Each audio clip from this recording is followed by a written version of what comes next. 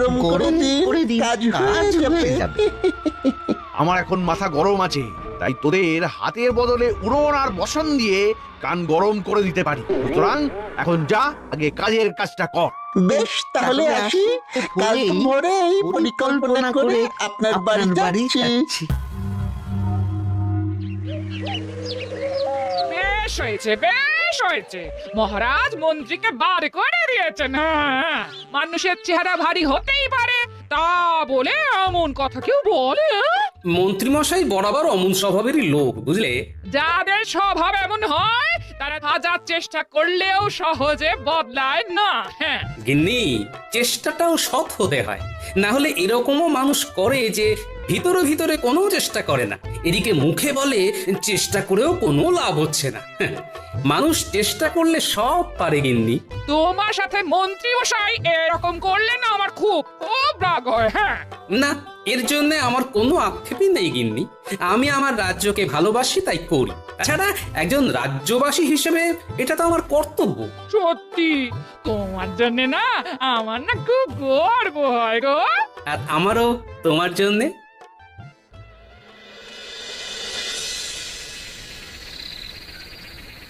মন্ত্রীমশাই, ও মন্ত্রীমশাই, ওই ওই ওই ওই ওই, ওরা এসেছে, ওরা এসেছে। আয় আয় আয়। কিরে বটা, তোর হাতে এটা কি?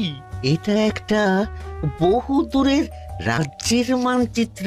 আপনাকে এইখানেই শুদ্ধাচারের জন্য যেতে হবে। কি বেটা হতচ্ছাড়া, আমায় শুদ্ধাচারে কোথায় পাঠাবি তা ঠিক করার ভার তোদের দিয়েছি নাকি? আচ্ছা আচ্ছা, শুনুন মন্ত্রী মশাই, শুনুন। এই মানচিত্রর জায়গায় আপনাকে আসলে যেতে হবে না। আপনি বৌঠানকে নিয়ে ওই নিজের শ্বশুর বাড়িতে চলে যান এবং ঠিক 7 দিন বাদে এই রাজ্যে আবার ফিরে আসুন। তারপর গায়ে সাদা চাদর এবং ধুতি পরে কপালে বেশ বড় সড়ো তিলক কেটে সবাই গিয়ে বলুন আপনি শুদ্ধ হয়ে এসেছেন। আপনার মনে আর কোনো জটিলতা নেই। আমার যদি জিজ্ঞাসা করে কোথা থেকে গিয়ে শুদ্ধাচারী হয়ে এলাম, আর আমার এই মিথ্যে বলার সাথে এই মানচিত্রটারই বা কি সম্পর্ক? বলছি সব বলছি, শুনুন। মানচিত্রটায় যে রাজ্যটা আছে তার নাম পুণ্যি রাজ্য। সেই রাজ্যের রাজা একজন পাগলা। তাই তার রাজ্যে যেই যায় সে আর বেঁচে ফেরে না।